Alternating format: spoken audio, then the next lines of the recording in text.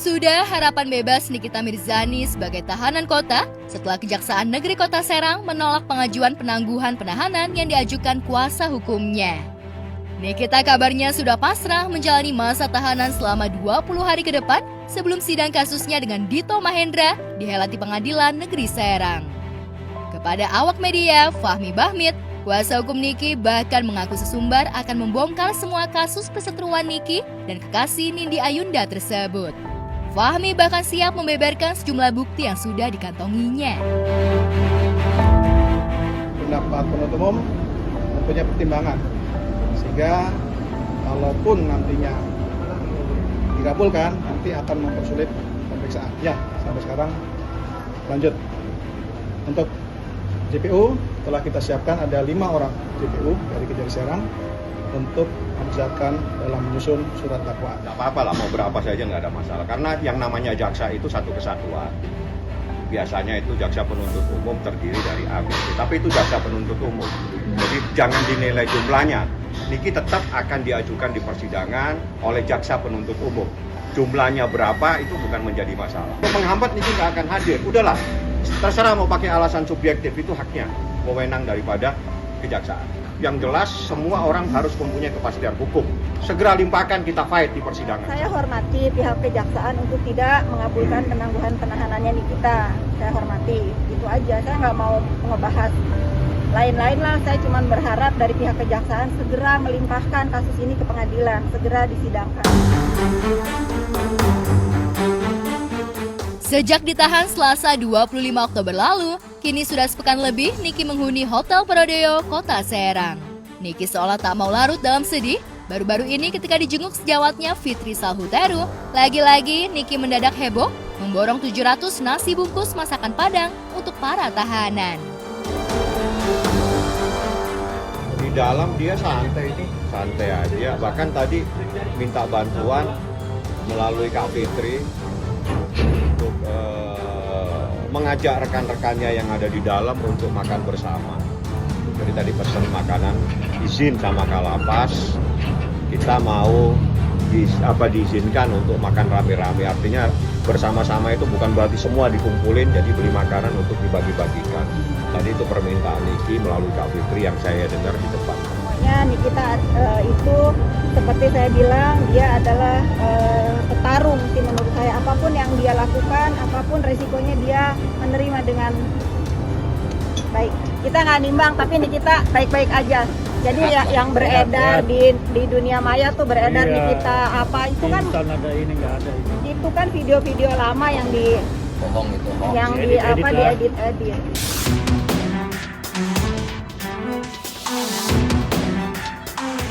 Sebelum heboh memborong 700 nasi bungkus, Niki juga sempat memborong makanan cepat saji untuk 700 penghuni rutan.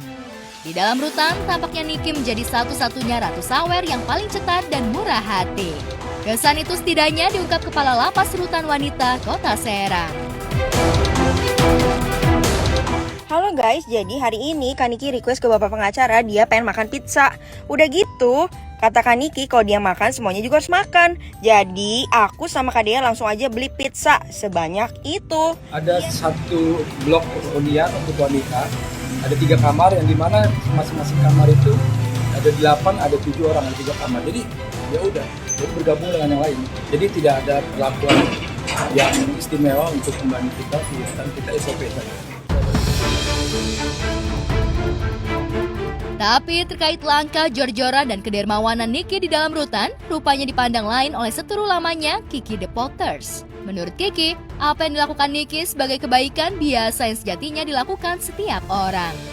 Tapi terkait hukuman yang kini diterima Niki pun dianggapnya setimpal dengan ulahnya. Saya lihat sih dalam hal ini memang sudah keterlaluan tindakan-tindakannya itu. Cuman kan dalam hal ini kan kita lihat dari bukti-bukti yang ada di televisi atau di media sosial dengan unggahan-unggahan pasang foto, ya kan? Pasang foto orangnya. Oh ini toh yang lagi ini viral katanya. Yang penipu begini bla bla bla bla bla. Nah, itu kan hak martabat orang direndahkan di situ. Kenal tidak apa tidak kita diomong-omong ini orang marah mungkin, lain kali nggak boleh begitu. Saya jangan juga nggak kalau misalnya ada hukum, misalnya kalau dia nggak suka sama seseorang kan bisa pakai pengacaranya somasi kalau ada masalah, kan lebih elegan gitu daripada harus ngomong-ngomong di sosial media yang enggak gitu. Kalau hanya mengomentari yang tahu, tapi jangan menjustifikasi orang itu penipu, ya kan, mafia, apalagi kan orang bukan mafia mungkin kan, orang bukan penipu mungkin kan, belum tentu benar.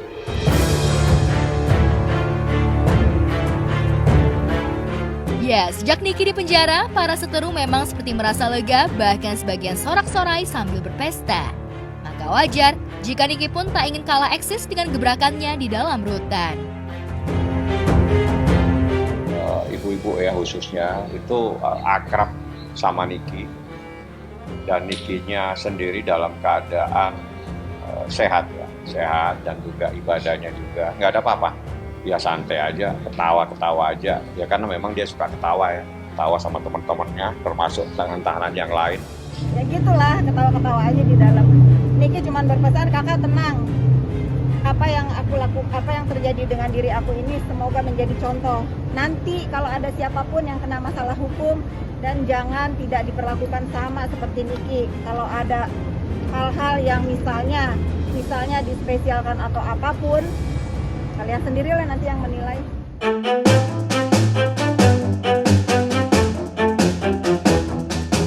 Lantas lepas dari akhir cerita penangguhan penahanan di rutan Kota Serang, sudah siapkah Niki menghadapi tuntutan pihak jaksa nanti di pengadilan? Mengingat seluruh bukti pencemaran nama baik terhadap Dito sudah dikantongi pihak jaksa. Mampukah Niki lolos dari jerat hukum atau malah akan terjerembab dalam ancaman hukuman pidana kurungan 5 tahun? Dia tidak gentar gitu. Ya, jadi silakan nanti rekan-rekan mengikuti proses sidangnya seperti apa, apakah sedahsyat itu ceritanya ataukah seperti apa ya. Makanya nih kita santai-santai aja. Niki seolah tak ingin larut dari balik penjara melalui sahabatnya Fitri Sahutaru dan pengacaranya Niki terus mengincar seterunya Nindi Ayunda. Bahkan sejak Fahmi Bahmid CS gencar mendatangi Polres Jakarta Selatan, kasus laporan penganiayaan ex-sopir Nindi, yakni Sulaiman, mulai dikebut pihak penyidik Polres Jakarta Selatan yang sebelumnya mangkrak. Kemarin Sulaiman dan istrinya, Rini, bahkan sudah dipanggil kembali guna melengkapi keterangan sebagai korban pelapor. Lantas benarkah dari keterangan korban lanjutan polisi sudah mengantongi bukti lengkap untuk menaikkan status Nindi dari saksi ke tersangka? Ya, mohon maaf ya, sampai malam. Karena memang tadi hampir ada 50 pertanyaan, sehingga tadi mengerucut adanya intelektual leader ya, jadi aktor intelektual dari perkara ini. Bahkan tadi disebut ada berawal dari telepon seseorang, sehingga datanglah 8 orang dan seterusnya. Tadi sudah dijelaskan sama Leman atau Sulaiman bagaimana kejadiannya sehingga dia dirampas kemerdekaannya. Kita meminta keterangan tambahan ada 25. Namun demikian, ya jelas jika memang berkembang itu nanti jumlahnya pasti bertambah untuk keterangan yang diminta. Kasus yang dilaporkan ada 9 orang sudah dimintain keterangan. Jadi ini kita meminta keterangan tambahan. Lagi diproses siapa yang bertanggung jawab atas adanya perbuatan pidana tersebut, sehingga muncul tadi bagaimana berawal di telepon muncul 8 orang yang membawa Leman dan seterusnya sama Lia. Sekarang saya merasakan dari jam 2 siang sampai malam ini terasa pusingnya di kepala. Efeknya itu berkepanjangan sampai sekarang karena suami saya jadi kayak orang tulalit, sering sakit kepala, dan itu berimbas pada pekerjaan. Kita memang datang oleh karena simpang siur yang di luar ini luar biasa. Karena itu kita diminta untuk memastikan perkembangan penyidikan ini, lalu kemudian mengklarifikasi hal-hal tersebut kepada publik. Kan status klien kami dari saksi menjadi tersangka. Karena itu upaya-upaya untuk memframing atau membentuk opini publik seolah-olah klien kami itu telah bersalah atau telah melakukan tindakan perampasan kemerdekaan terhadap Sulaiman, itu adalah sebuah tuduhan yang tidak mendasar. Bahkan hingga saat ini sekalipun pihak-pihak yang menjadi aktor di balik pelaporan ini, apalagi yang tidak punya kepentingan langsung, ngotot dan ingin memaksakan laporan ini supaya segera dituntaskan. Padahal hingga saat ini, sebagaimana yang saya katakan, belum terdapat data atau bukti yang memadai.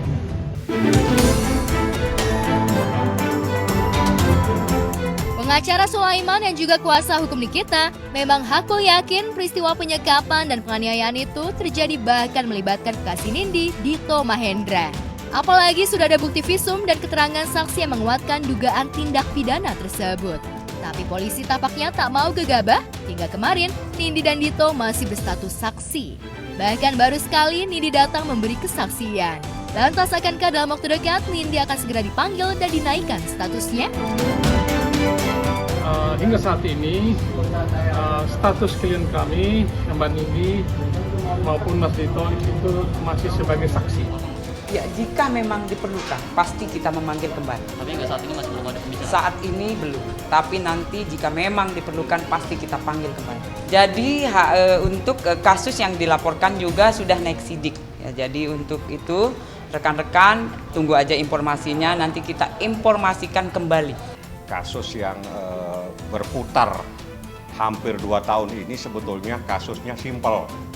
Bahwa ada seseorang yang kemerdekaan dia sebagai manusia dirampas, sehingga dia tidak mempunyai kebebasan sebagai manusia, sehingga dia tidak bisa berkomunikasi dengan anak dan istrinya, sehingga dia tidak bisa pulang.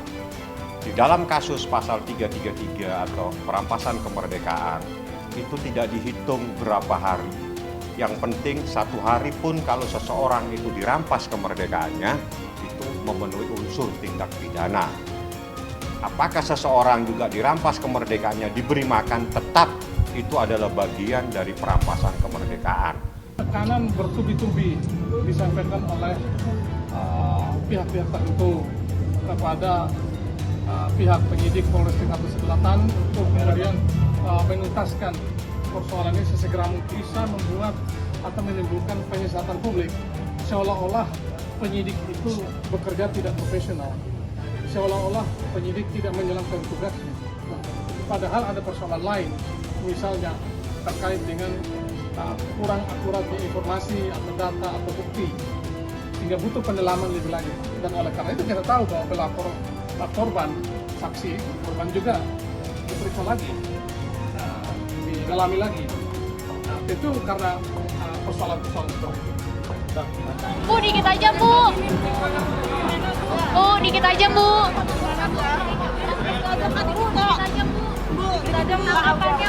Tanggapannya Bu apa Bu? Dikit aja Bu. Mau bebas, mau bebas.